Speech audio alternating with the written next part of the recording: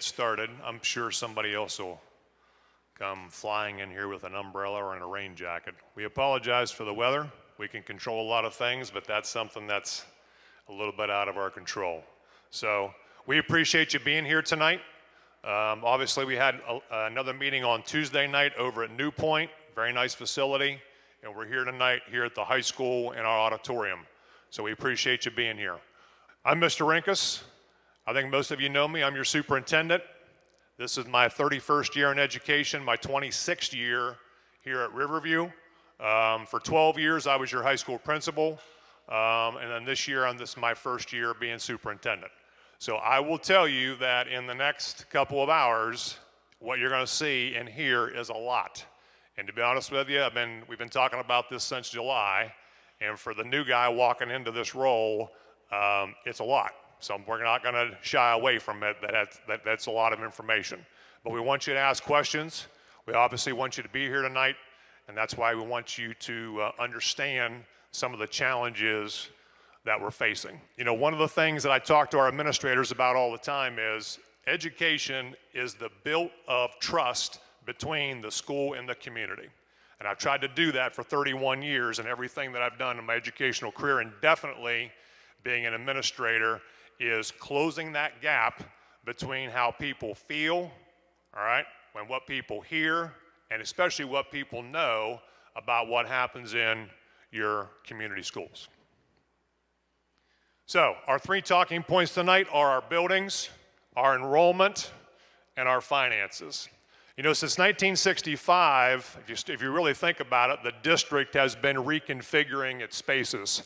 You know, only the junior high, all right, is a building that was actually built for what we're doing right now. None of the elementaries were built to be only elementaries. They were built to be K-12 spaces, actually no kindergarten back in that day, first grade through 12th grade spaces. And when we built the high school and had 2 junior highs, hey, you got these old elementaries, you might as well turn them, or old high schools, you might as well turn them into elementaries. Even the building you're sitting in right now was not built for what we're doing. Anybody want to know why I say that? There's definitely no swimming pool. It was on the drawing board, but got pulled off because of a budget cut. Think about it. This high school was built in 1965. There was no JVS. I know Mr. Colvin's just sitting in the back here. Mr. Colvin will not have a job in 1965 as a career center superintendent because there were no career centers in 1965. Your career center was this, built as a comprehensive high school. If you look at the plans for Riverview High School, you will see large spaces for lecture halls, for cosmetology, for business office education, for automotive, for them to come in and have these spaces, all right, with 40, 50, sometimes 60 kids in a group to actually do their academic work.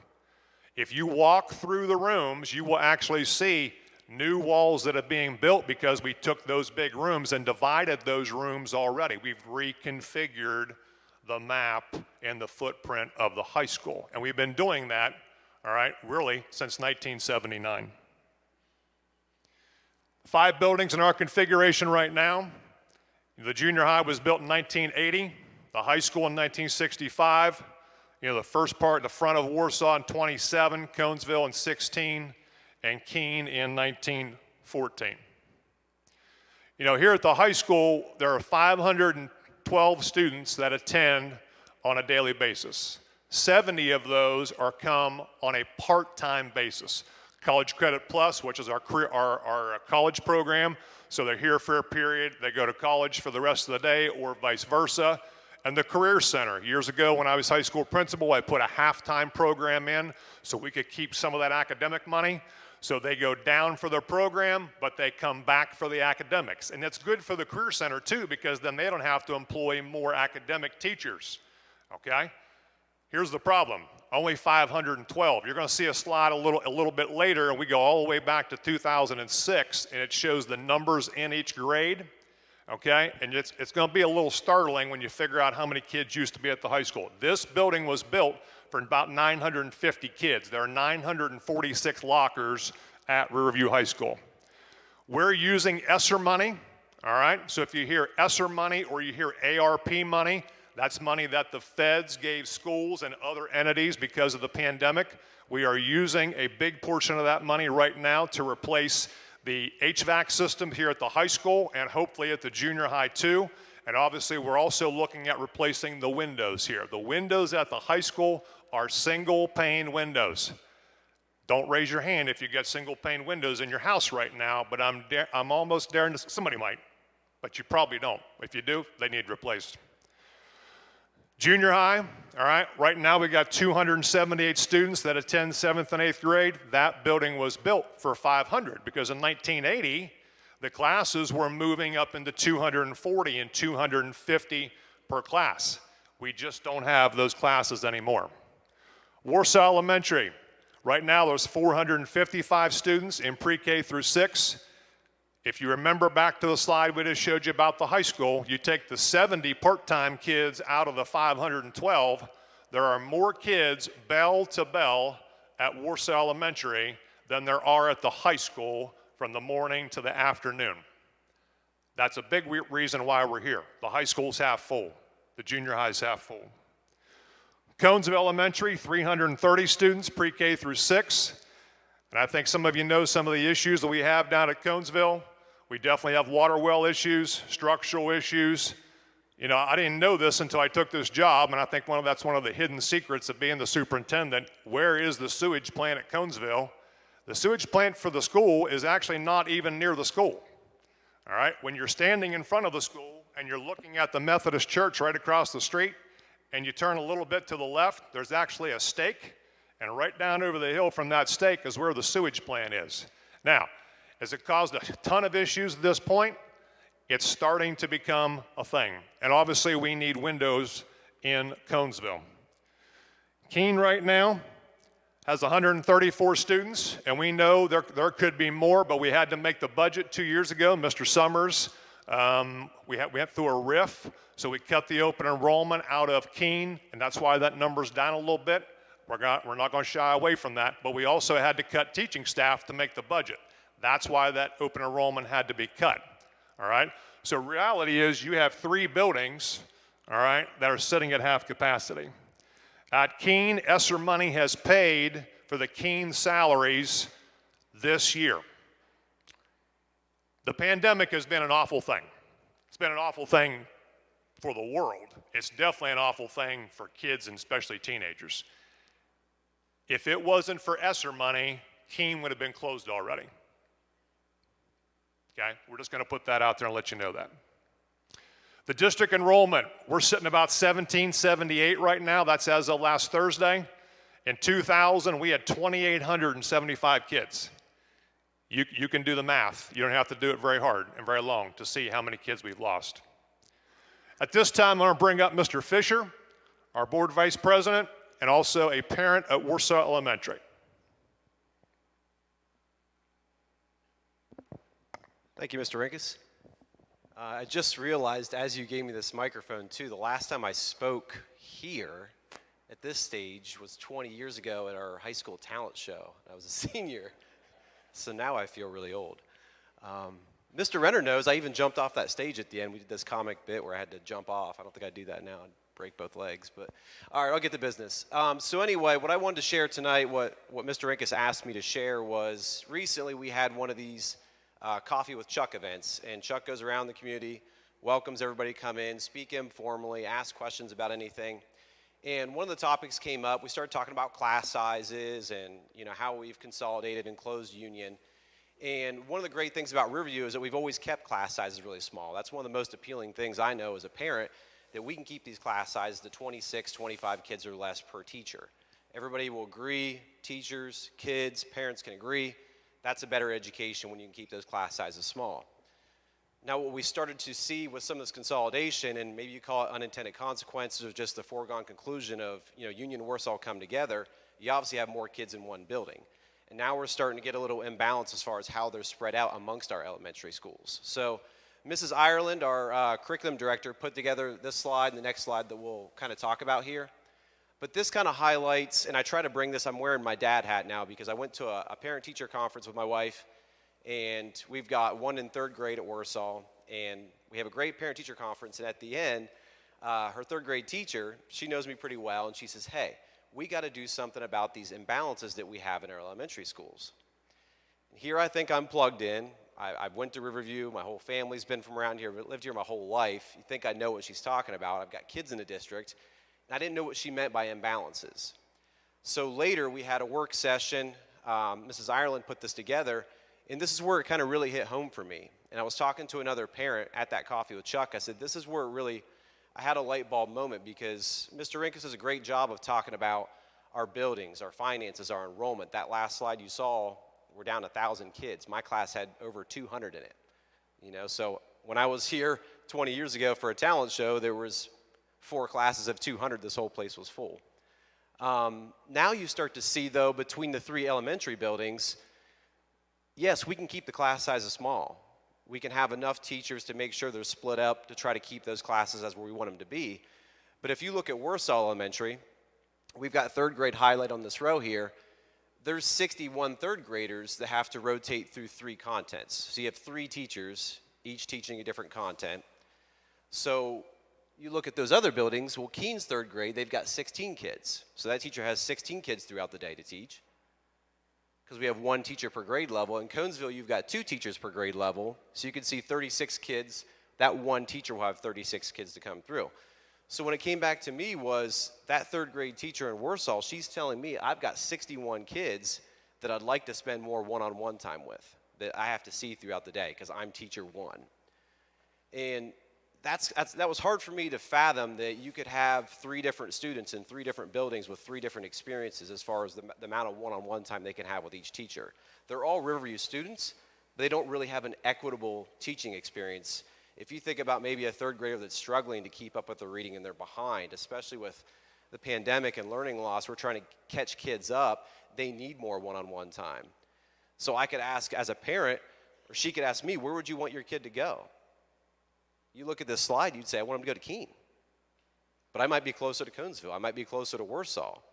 So now we're starting to see some of those inequities, and as we kind of get further down into these slides, and Chuck covers more material, I want us to think about that student perspective, and from a parent, what can we do for our kids to give them a better education? How can we get them better, more equitable experiences in school? And then later, hopefully try to bring some programming back too. If we get more efficient, we can try to offer more to our kids. So I just wanted to share that from a parent perspective, and I'll give it back to Chuck. Thank you, Mr. Fisher. And don't take that the wrong way. Neighborhood schools in this district have been, it was a good concept for a number of years. The problem is, this is not a Conesville issue. It's not a Keene issue. It's not a Warsaw. It's not a junior high. It's a district issue. All right, we've lost a lot of kids through the whole district. So now these imbalances really stare at you in the face. That's the big issue. Let's take a look at one more like this. How about Conesville? Look at teacher number 2 at Conesville in the 2nd grade. Now, 2nd grade is self-contained. They don't move. Okay, so this teacher has those kids all day long. So look at the teacher number 2 at 2nd grade. Some of you probably know who that is. All right, compared to Warsaw teacher number 2. Again, the amount of time that we have to spend, I was just having a conversation with a parent about, the pandemic is just, it's been hard. And now you throw these differences and imbalances in, all right, that's another reason why we're having this conversation. So, financially, our third point. As a district, we spend about $9,700.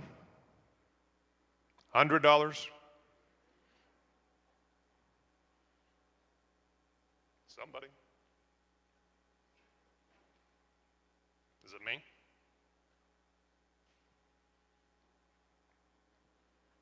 Yep. She said you got to unplug it and plug it back in. So we spent about $9,700 for a student. Okay? What the slide is going to show you is that there's a definite difference in how we spend our money across each building. So you take all the expenses for the building and you divide by the number of students in the building. Obviously, Keene's at 12,631 because they have less of the enrollment. Let's take that a couple steps further. So instructional expenses per pupil, all right? Compared to districts very similar to us. land mass, busing, population, 6,200 compared to 7,100. Now be thinking, why are they able to spend more on a kid than we are? Same size budget. Total operating expenditures per pupil, 10.9 compared to 12.5.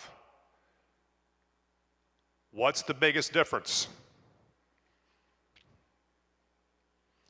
We have to spend more money on buildings than they do.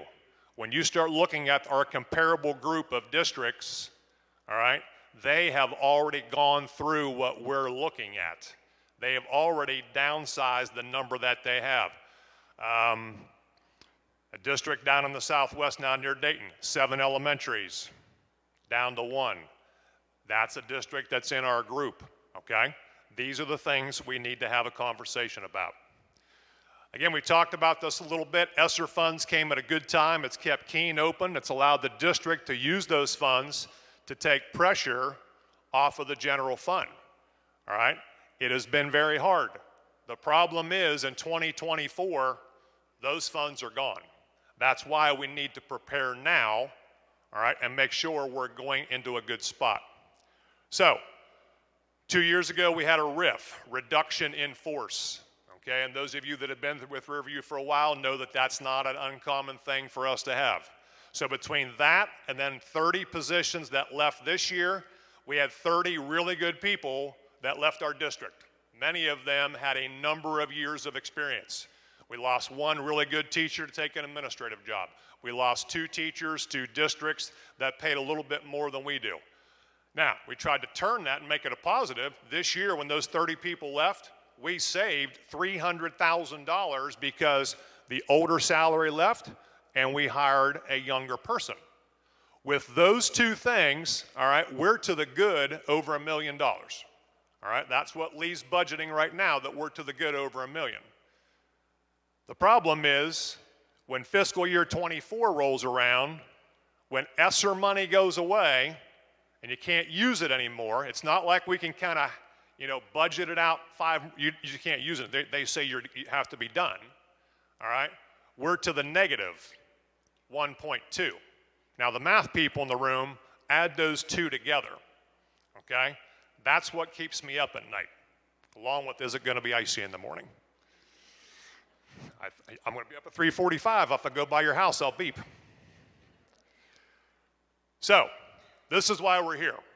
And I've been using this terminology, we've got to get our footprint under control. And I'll use this building as an example of that. And here's what I mean by footprint under control. I'm going to tell you, we have many rooms in this building right now that we are not using. There are no teachers in these rooms. All right? Those of you that graduated from here, think about that for a minute. The number of kids that walk the hallways. When I got here in 1996, we had one teacher who was on a cart because she didn't have a room. She had to go to where the teacher had the prep period and where the open room was. All right? It's not that way anymore. So we have a lot of square footage we're not using. We need to be more efficient and get that square footage filled up with kids. All right? That's why we're having the conversation. So again, as we're looking towards the future, let's talk about buildings, talk about student enrollment, talk about finances. You know this, but I'm just going to say it to you again. The buildings are old. And they're getting older by the day. I'll be honest with you, there was a couple of people that said, you need to put some pictures of the old buildings up on here. I'm gonna be honest with you, I'm not gonna do that. Because we have great staff that work in that room, in that building, in that office every day, and they already know. They already know the condition of the building, okay? If you want to go see, and there are several people in here that have asked me, and we've done that individually or in a small group, if you want a building tour, all you got to do is come up here afterwards and talk to me, or if you call my office and say, hey, Saturday morning, any chance I can go to Conesville and walk around, we'll do it, all right? We have no problem doing that. Our student enrollment has dropped significantly.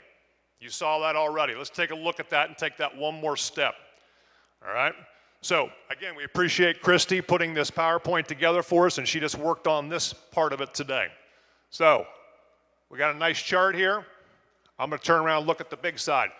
So in 2006, we had 60 kindergartners, just to give you a perspective of how these bars go. 2022, we got 68. In 2006, we had 183 kindergartners. Look at how many you have now. I'm just going to keep pressing and then we'll talk.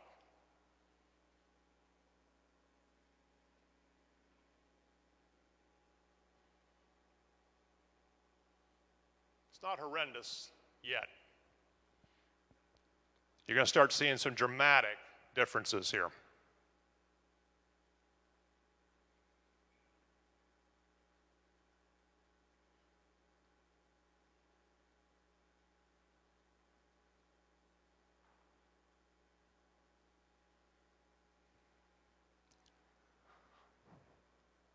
I'm not going to have you raise your hand. But think to yourself, I knew that. I knew how much enrollment Riverview has lost in the past 15, 20, 22 years. I'm going to guess the answer is, I did not know that. And here's why I bring that up. We, the district, my position, we've not done a very good job of telling you that. Okay? School Finance 101 is when you have more kids, you get more money. When you have less kids, you get less money. And we're going to talk about fair school funding here in a minute, and it's even more simpler than that. I mean, it's really the kids that you have, the kids you get money for. Okay? Guys, this is a huge issue. A huge issue. Okay? And again, when we had throw these schools into the mix. When we had Union in the mix, let's take one step further. When we had Pleasant Valley in the mix, those schools were full. That was the right thing to do. The junior high had almost 500 kids. The high school, at that time, add those up, you're 900 kids. There's some kids that went to the Career Center. If you throw 100 in there, you had about 800. The schools were full. You're not having that conversation then. You have to have the conversation now. And if you really start thinking about it, in the past 30 years, how many blue-collar and white-collar jobs has our area lost? Well, you can almost mirror the loss of enrollment. Look at Union, for those of you that live out that way. You can track the enrollment of Union by what company? Longaberger.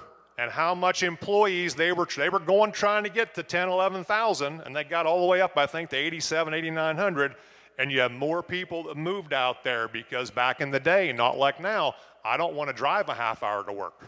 I'll drive 20 minutes. I'll drive 15 minutes. I want to live closer. And then you can track the decline in the enrollment of Union to the decline of Longaberger. All right? This is not really a shock. If I gave you 30 seconds, each individual person here could name 10 companies in the Coshocton area we've lost. Seriously. It's not rocket science. But here we are. All right? Again, another huge reason why we're having this conversation. Look at this. 2,875 kids. Just look as you go down through. 2006, 2,238. And then obviously now we're at 1778. Up until we had to make the RIF at Keene, we actually had more open enrollment students coming to us than we had leaving us, okay? Because we had to make that RIF and that cut at Keene to get the budget down, now we're down, I think, about 47 kids open enrollment-wise. All right? The goal is we try to get some of those kids and families that want to come. We have room to do that too. Again, if I didn't say this, there's going to be plenty of time at the end to ask questions. So as we're going through this and you have your PowerPoint and you've got a pen, circle the slide you got a question about, write the question down off to the side. We're going to give you plenty of time to make sure you get your questions asked. So the real question is, and the real statement is, we can't financially sustain 5 buildings that are only at half capacity. I wanted to put this slide up here because in case you really thought about this, we've had 2 buildings that have been closed in 2 pandemics. Some of you probably thought about that. To me, guys, this is not that's not a good thing. It's just not, okay? We do have a PI levy. We have a PI levy. Many of you voted for that if you lived in the district. I think that was voted in 1994 or 5, okay? And that PI levy was passed on the premise, listen, we have these older elementaries, all right? We need PI money to keep them up. We have a large district. We need money to buy buses. And as technology comes in, we need more money to buy new technology to put in the schools, for teachers, and obviously for kids. And we get about $430,000 a year for that PI levy. We buy 2 buses one year, 3 buses the next. 2 buses one year, 3 buses the next. Think about busing for a minute. We drive as many miles as it is from Columbus, Ohio, to Orlando, Florida, and back every day. And you go, but you have less kids. Guess what? We still have 376 square miles. I've ridden 8 bus routes to this point. We went 14 miles from pickup to pickup. 14 miles, that's one, all right? Sometimes it's 1 mile, sometimes it's 2 miles. We combined 2 routes out beside Dan Duncan's house. We combined 2 routes together, and on that one bus, combining 2 routes, you still only have about 13 kids. That's not a good thing. It used to be when you had 2,800 kids, driving a mile, picking a kid up, driving a mile, picking a kid up, driving a mile. That's not that way anymore. All right? Our density number keeps going up and up because you take the number of miles that we travel divided by the number of kids that we have, that number keeps climbing and climbing and climbing.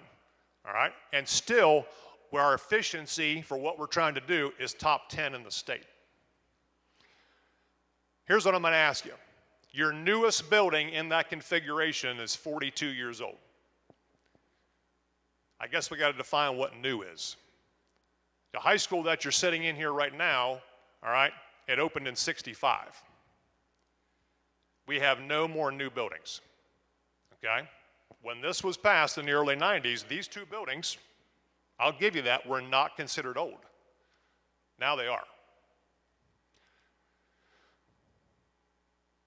One issue, as I sat in the chair for the first 10 days, and Joel came to me and said, you got a big decision to make right off the bat, okay? And let's just explore this decision right now. 3 of our buildings need windows in the next 5 years. We have the front of Warsaw is done. The front of Warsaw looks really nice. The black windows with all the mortar work that's done looks very good. To be honest with you, when Joel came in and Lee came in with him, we put a halt to that project because I said, we've got to look at other things first before we start putting other windows on the back side and the other side of Warsaw. Conesville, as we stated before, needs windows. The high school has never had windows replaced in it. They are original windows since 1965. Obviously, many of them were put in either 63 or 64 when they were building the building. They're single pane, guys. They've got to be replaced. Here's the question. Do you spend $1.9 million on windows and mortar work, all right, at Conesville? And that's over 200 windows. I'll let that sink for a minute while I take a drink of water.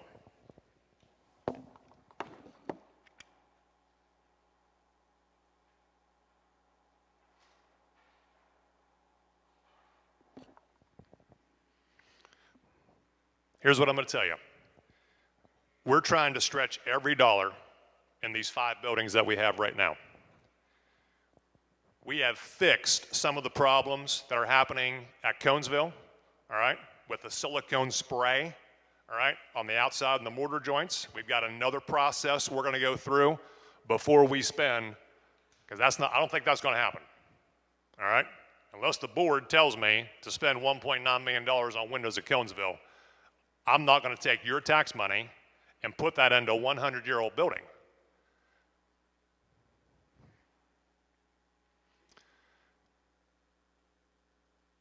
These two, you may think this is a small thing, these 2 points are very big. We have to start thinking about taking care of the kids that we have. Okay?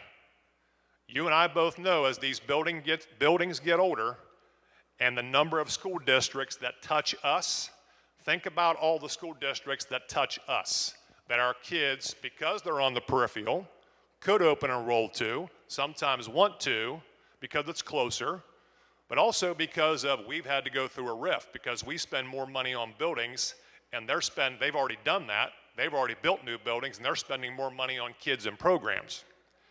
And then we've got to grow our student population through programs and offerings. And we can still do that through this process. 3 ways that rural districts are growing. 1, recruiting alumni to stay or return. And I've been encouraged, we've had a few alumni that have moved away, all right, and come back because they love the area, and 2, they love Riverview. They got a great education here, elementary, junior high, high school, all right? They want that same experience for their son or daughter. But I can tell you this, if they're 30 or 40 years old and they go walking into an elementary that they haven't been in 25 years, it's 25 years older than it was when they went there. Christy, now that she comes as a district person, I am too, you're getting through every building on a weekly or at least every 2-week basis. And sometimes when you're in the building every day, you kind of go, oh, we just live with it, just look. You come back in and you kind of go, it's not a good thing, all right? We used to, and as an old building principal, live on this mantra. We have old buildings, but we've got great people. They do great things. Once you can get them inside the building, they do great things. We know the buildings are old, but we have great people. Guys, here's what I'm going to tell you. This is my 31st year in education. At some point soon, I'm going to retire. All right? And we've got many people that are like me in our district. Across the country, teacher prep programs are down 47%. You guys see, hear, feel all the things that educators are going through right now. All right? Some people are like, I just don't want to do that. Some people are like, I'm not doing that for the pay. All right? There's a lot of things working against people going into education. I think it's the greatest profession in the world. You can't have more of an impact on your community. I say that to kids all the time. But it's going to be harder and harder and harder for us to recruit teenagers that are not from Riverview to come to Eastern Ohio to a rural school district like ours.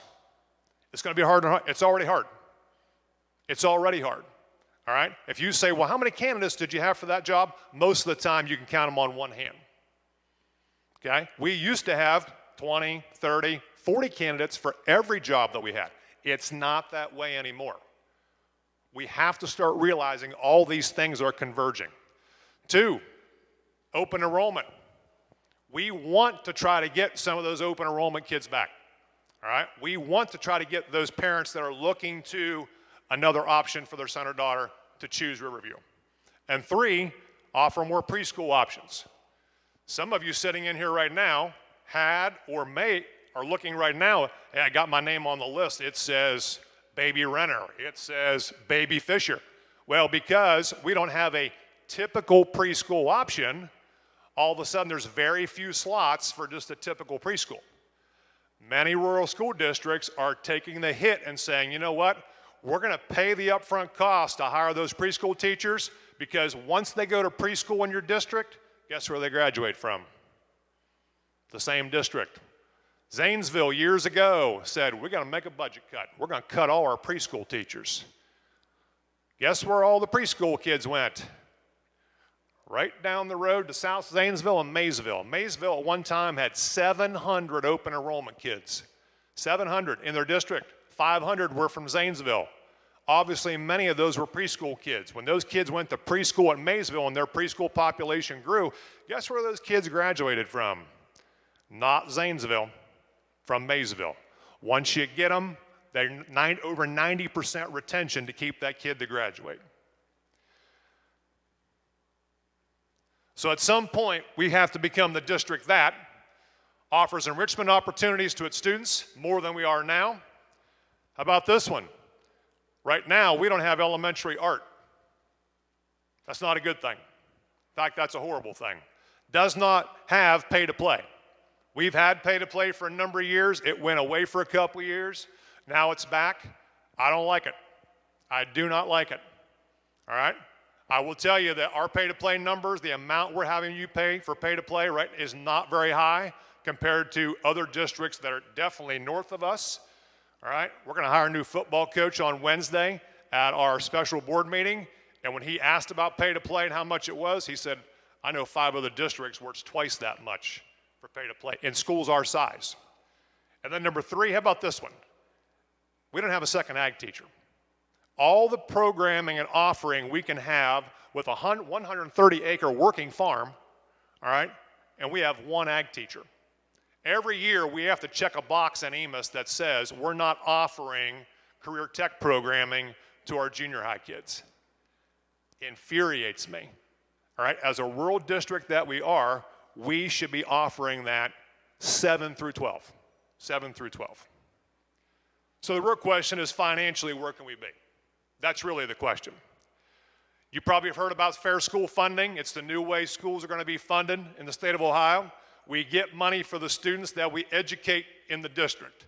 If you say, well, hasn't that been the way it's always been? The answer to that is we could be here for hours explaining trying to explain funding to you.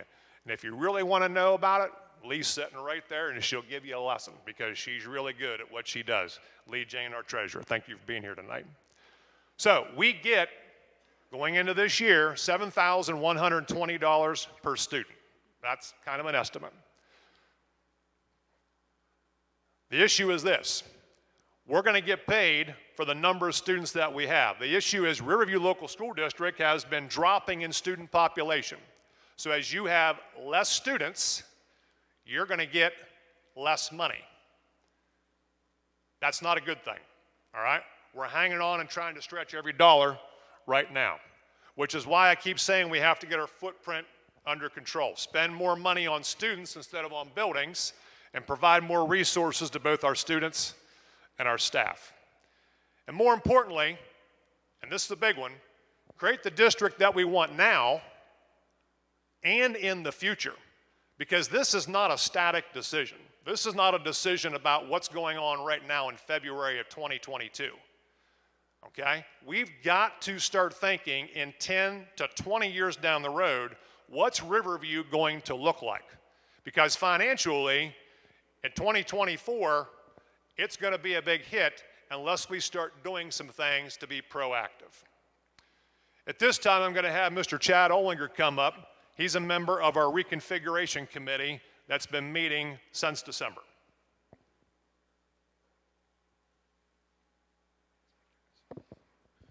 Thanks, Chuck.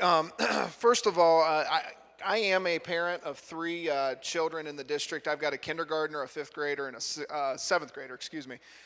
The kindergartner and the 5th grader do go to Keene, so they're benefiting from that small district or small class size.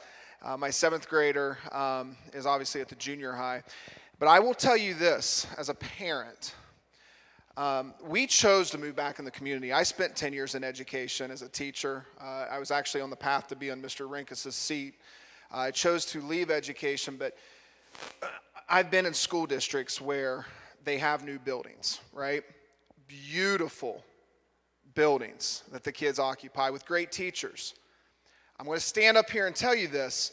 Our teachers are just as good, if not better, than the teachers that I taught at New Albany School District over in Columbus. And I taught, my 7th grader went to Massillon Jackson schools for 2 years. Great districts. But I'm telling you right now, the teachers here, just as good, if not better. But I want you to put yourself in a situation. If you drive past Conesville or Keene as a new member of Coshocton County, right? And you're just going to decide where you're going to send your kids, Chuck hit the nail square on the head. You don't get to see the teachers on the front of the building. You see the front of the building and you go, not sending my kid there. It's the reality. Now, if they saw the kids or saw the teachers, they would be like, I'm sending my kids there because they got the greatest teachers. So we as a reconfiguration committee, let me pivot into this, okay? We've been meeting for about 3 months, and we've been taking time on our Saturday mornings, get out of bed, and we're in the library right here at the high school, and we're having discussions that have been facilitated by a Mr. Dave Branch. Mr. Branch is a superintendent at Franklin School District and then also at Newcomerstown School Districts. He's facilitated. I know he's very well established. He's got a great reputation as far as leading districts through these type of conversations. And so there's been 40 of us that circle up on Saturday mornings to have the hard conversation, to say, hey, these schools are half full. We've got a declining enrollment. We have financial issues. What are we going to do? And we've been tasked with more or less saying, okay, what we're gonna recommend certain things to the Board of Education. So 40 of us, about 20 teachers, staff members, and then 20 community members having some difficult conversations. But let me stop there and just explain something though, because how many of you you can put a show of hands. How many of you did right now like, man, you've learned something new tonight? How many of you would say you've learned something new tonight? Okay? Learn something new, and probably it's not been like feeling really good about it. It's like, oh, I just texted my sister-in-law who lives in Texas. That enrollment numbers, I texted it to her, and she goes, what? I had no idea. It's a problem. But what we as a configuration committee have looked at and said, okay, here's a problem, and it's a real problem. We have two options. Look at it and go, it's a problem, and panic and say, oh my gosh, what are we going to do? Or it's a problem and wow, we've got opportunity. I don't know if you guys heard about the Intel thing going on in Newark, right? It's opportunity. And guess what? Opportunity is pushing this way, but we have to be ready for that opportunity. And so when you look at what Chuck said with enrollment, finances, and what was the third one, Chuck? Enrollment, finances, and buildings, excuse me. We came up with some solutions, potential solutions that we are going to recommend to the Board of Education. I'm going to give you kind of the 30,000 foot view, the high view, and then Chuck can dig into the weeds of these solutions. But these are the things that the Reconfiguration Committee, through the guidance and the facilitation of Mr. Branch, came up with to say we want to take these things to the board. The first one is to build a new pre-K through third grade building and move inside millage to finance that building. Now, you might be sitting here going, I have no idea what inside millage is. Chuck's going to get into that here in a minute. But the time is now. The committee came together and said, that needs to be a very viable option. We need a new building, and we got to figure out how to finance that. So that's number one. Number two is the same option, but to run a bond issue to finance that school. All right, so Chuck's going to get into some numbers here tonight about what it would cost to do that, why we have the inside millage as an option, why we have a bond issue as an option. But those are very viable options, and two things that a pretty heavy consensus in that room said these need to be on the top of the list. We then have a third option of combine into one elementary school with more grade levels at the junior high and high school.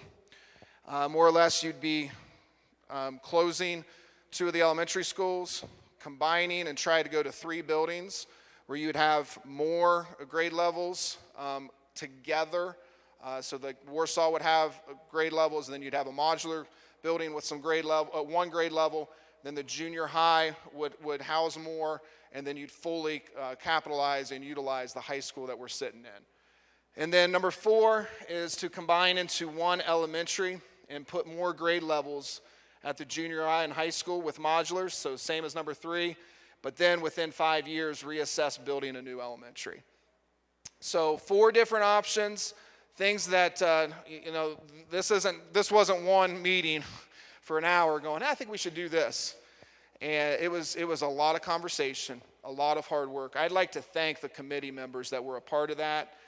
As a parent, as a community member, I know that they gave a lot of time and energy to it. I also like to thank the administration and board members, you guys, for leading the charge here in this district. Back to you, Chuck. Thank you, Chad. So let me just go over those ones again. 1, build a new pre-K building and move inside millage to finance. If you don't know what that is, I'm going to explain that. All right, we've been talking about that for a while. 2, build a new pre-K through building and run a bond issue to finance. There's obviously a difference. 3, combine into one elementary with 1 or more grade levels at the junior high and the high school. 1 grade level would be in modulars, but do not consider ever at this point building a new building. And then 4, combine into one elementary and put more grade levels at the junior high and high school with modulars for that grade level, and within 5 years reassess of building a new elementary. So let's talk about benefits of going to one elementary, all right? We talked about this before, the inequities across the different schools. More students will be in consistent class sizes. Everybody wants their kid to be in a class that not only has a caring teacher, but they also have enough time to spend with that student. More focus on the developmental needs of each grade level and for each student, just like Mr. Fisher said. Communication between teachers vertically and within grade level teams to understand those student needs. That's happening right now somewhat, but I will tell you in the translation between the number of kids that we have and especially in moving grade levels, this would happen a lot more. It allows teachers to focus on the quality of their work instead of on the quantity of their teaching and grading. So, how about this? We talked about this a little bit. You got 3 elementaries right now. Watch as these kids pop in here, because that's basically what it is. At Warsaw, you've got 50% of your elementary kids. At Conesville, you got about 34%. And you got about 14 or 15%, you can do the math a little bit, at Keene. When teachers work with smaller numbers, they can adapt to their teaching and match those student needs with specific learning styles. As an old classroom teacher, I'm going to tell you the big difference between having 20 and having 12. Big difference between having 25 and having 18. Allows some more one-on-one attention and individualized teaching to create lessons that students can close those learning gaps. I think all of you kind of know that. All right, at this time, we've got some staff members. They're going to pass a handout to you. Mr. Renner.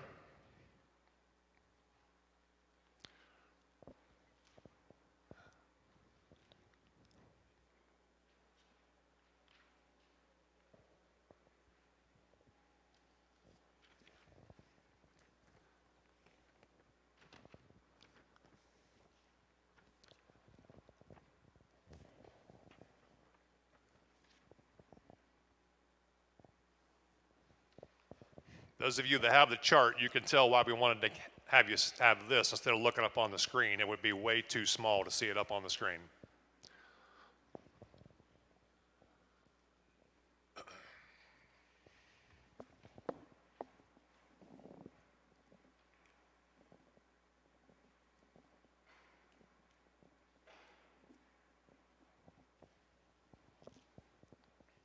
Okay, so I'm going to look at the slide first. So, back in 1933, the state of Ohio divided 10 mills between counties, townships, and school districts. Some of you know this because you work with the townships. Some of you know this because you work with the county. I'll be honest with you, not a lot of people know this, okay, which is why we're going to have this conversation. All right? So, those tax monies, all right, were given. They were assigned. They were never voted on by you and me who live in this school district, okay? Riverview Local School District has 4.3 of those inside mills, all right? Again, the public does not vote on inside mills. It was assigned back in 1933. So let's go to the handout. We highlighted Bethlehem Township because obviously you're sitting in Bethlehem Township right now. When you go across, you'll see that the township, all right, has 3.10 inside mills. The county consistently has 2.6, but the school district has 4.3. You can take that all the way across and you can see that if you live in Bethlehem Township, which some of you here do, all right, you pay a total of 62.25 mills for everything in the county. EMS, library, fire, new jail, name it. You pay that much. You can back that up there a little bit and look that you pay 27 mills for your school district. Go on down to Tuscarawas Township. Because again, being the first year superintendent guy, I knew nothing about inside mills walking into this job. All right, when Mr. Branch and I sat down this summer and he said, it sounds like you need to get a committee together. It sounds like you need to explore all the options. Does your board, have you had the talk with them about moving inside mills to solve some of your problems? And I said, you're gonna have to explain inside millage because I'm a first year superintendent. So that's how this whole conversation got rolling. Look at Tuscarawas Township. You can live in Tuscarawas Township, but live in one of 3 different school districts.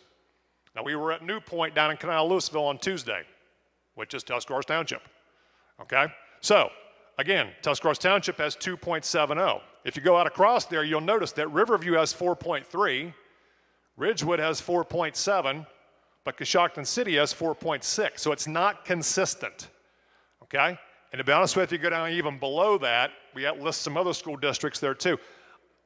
You can ask the question, why is it different? The answer is, for me, I'm not sure. I could research that through the state auditor's office. They could probably tell me that, but I'm not sure why there's a difference. If you go all the way across, you will see that if you live in Riverview, you pay 27 mills to your school. If you're in Ridgewood, you pay 29.26. And if you're in the city of Coshocton, you pay 54.44 mills to your school district. Take that all the way over and then you give the total mills for you pay for everything. All right? So obviously there is a difference. Okay? There is a difference.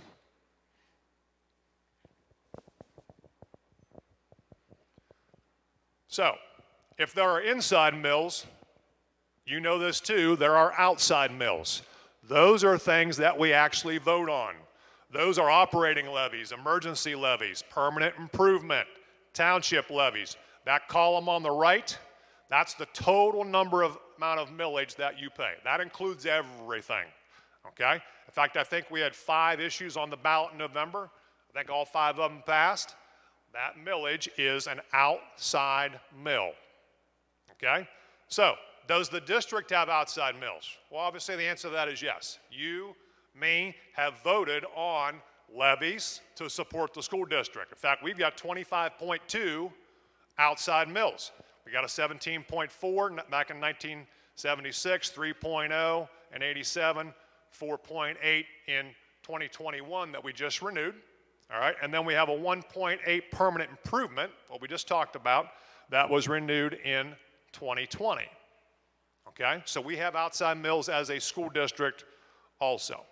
So, you may have heard of this term, effective millage, okay? It's a little difficult to understand and explain. I'm gonna try to do that for you. So right there in the middle, the school district's wealth is determined every 6 years with an update every 3 years. Now, you should have got your tax, bill in the mail recently. What we're talking about right now has nothing to do with your taxes going up or going down. But I will tell you, the majority of you had your taxes go up. I'm going to explain how the school district benefits from that, all right, in a minute. You go down to the next part I've got bolded there. The effective mills is the number of mills needed to raise the same amount of money as initially voted. Let's go to the next slide and you'll see why I said Those of you who are alive in 1976 know that inflation was skyrocketing.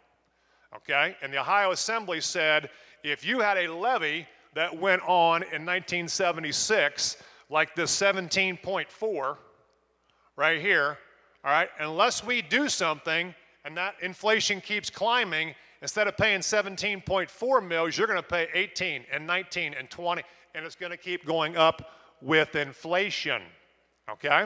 So the Assembly put into place what we call effective millage.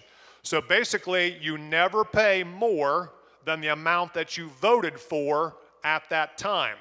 So when we say in 1976 you voted for 17.4, we're only collecting now 10.7 on that.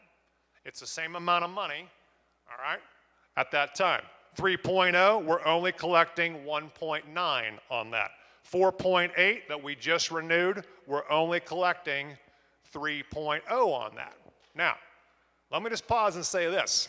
Let's go back to 1987 when I graduated high school, all right? We get the same amount of money that you passed. Think about this for a minute. Think about where I'm going here. That you passed, I wasn't here then, in 1987. The amount of money you passed in 1987. What has happened since 1987 with everything? The cost of everything has gone up. We do not get a rate of inflation increased in school finance. Okay? We're living off the money off of that effective millage. Don't raise your hand if you didn't know that, because it's hard to explain. And you probably didn't know that because nobody explained it to you before. It's very difficult to fund the things that we want to do for your kids and have great staff, all right, when we don't get a cost of living. Even retirees and state teachers' retirement get the COLA, the cost of living increase. The school district does not get that, okay? Think about that for a minute. So, may a Board of Education transfer inside mills and make it permanent improvement? High Revised Code says yes, okay? Here's where the rub comes in. The 5 board members vote on that. Remember, back in 1933, those mills were assigned by the state of Ohio to school districts, townships, and counties. The 5 board members vote on moving that from operating money right now to permanent improvement money. Permanent improvement money, something that lasts longer than 5 years.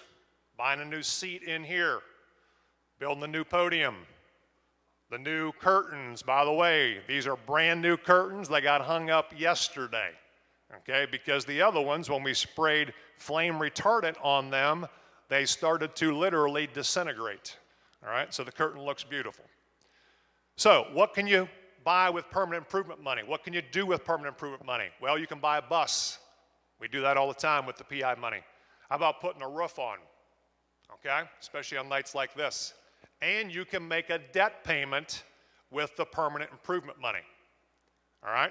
There are over 100 school districts out of the 609 in the state of Ohio that move inside, have already moved inside millage at least once. And in the last 10 years, moving inside millage has become more common than ever. So, how's that done? How do the board members decide to move that inside millage? Well, there's got to be a notice of a hearing to consider transferring the inside millage to permanent improvement. You got to put that in what they call a widely read newspaper. You obviously got to contact the county auditor. There's got to be a hearing, all right? And then the board votes on that resolution. You file that with the auditor, and there's some small steps in between there that you got to make sure through your legal counsel you follow, all right? But it could be done. So think about this. The townships and the counties have inside millage. They move inside millage all the time. Guess who gets to decide if they move inside millage? The county commissioners. Guess who elected the county commissioners? You did. Guess who elected your county or your township trustees? You did. Guess who elected the 5 board members? It's the same concept. I want to make sure we understand that. It's the same concept. follow through Ohio Revised Code.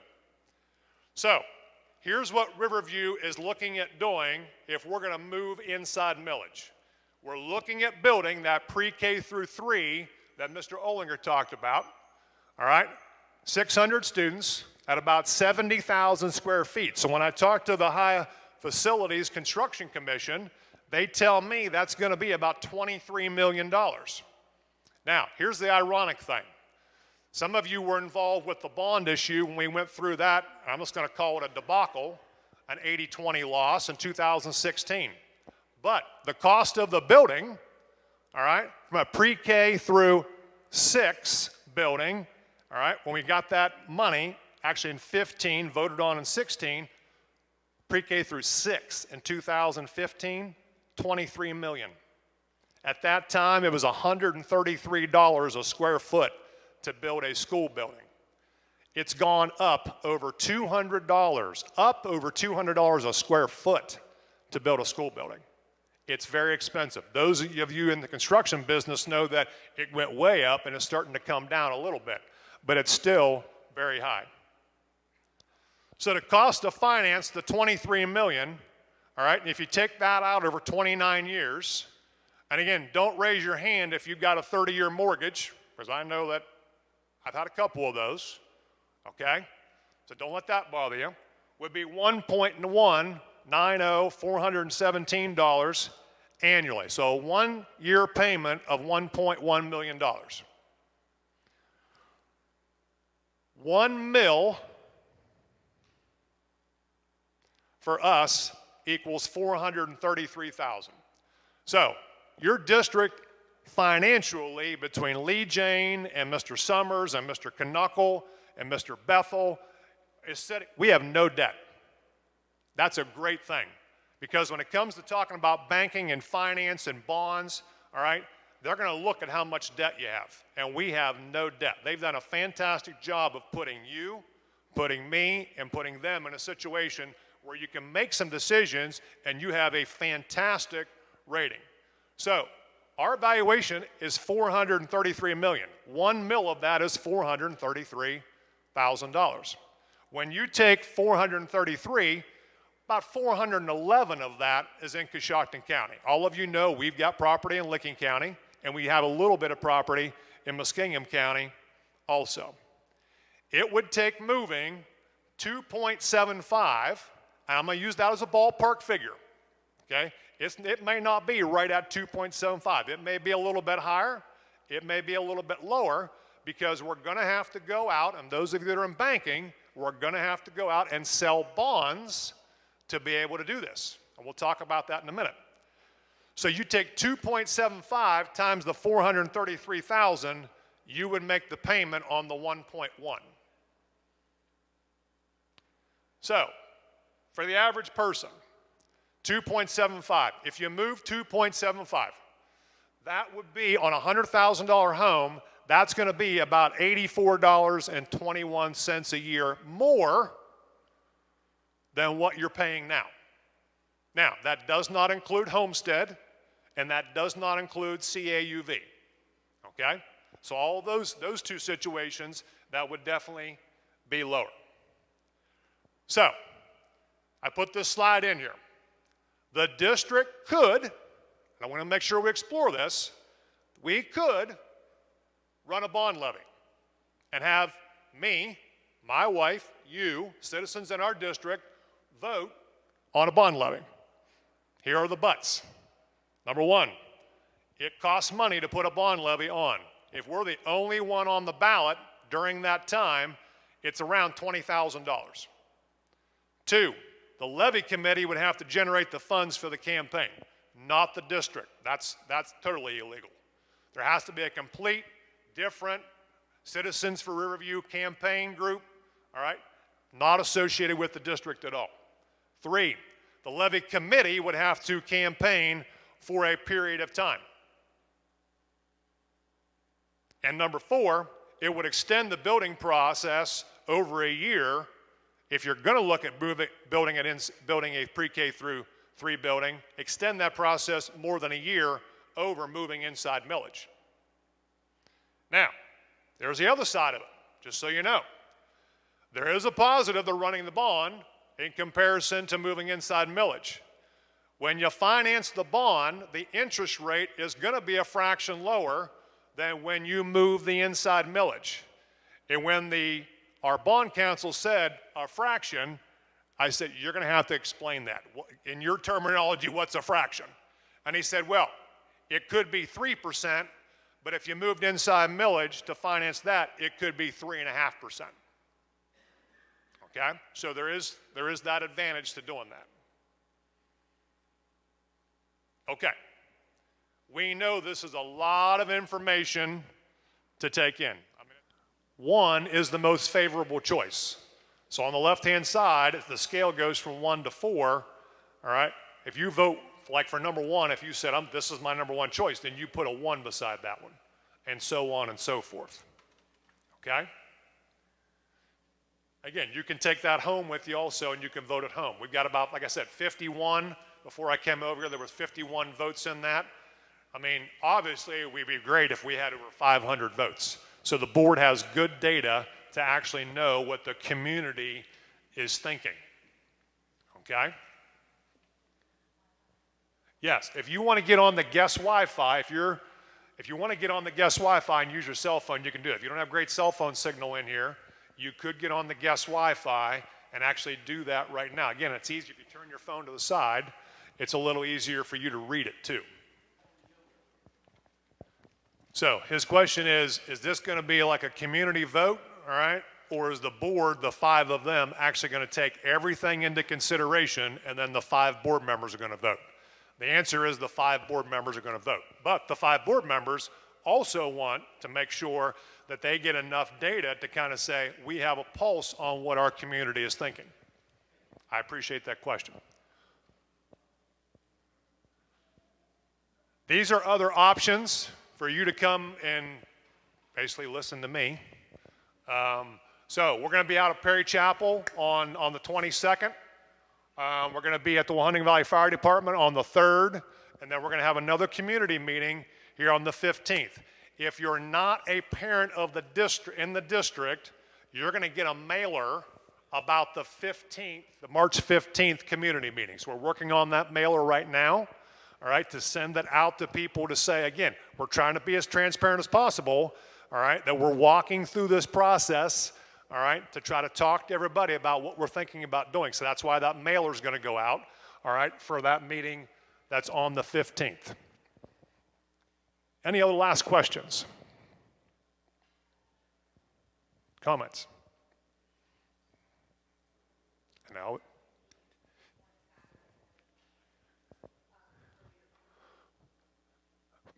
So the question is the committee going to continue to meet on Saturday mornings? Yeah, so the answer to that is, as of right now, the committee does not have any more meetings. They were tasked with coming up with up to 5 ideas.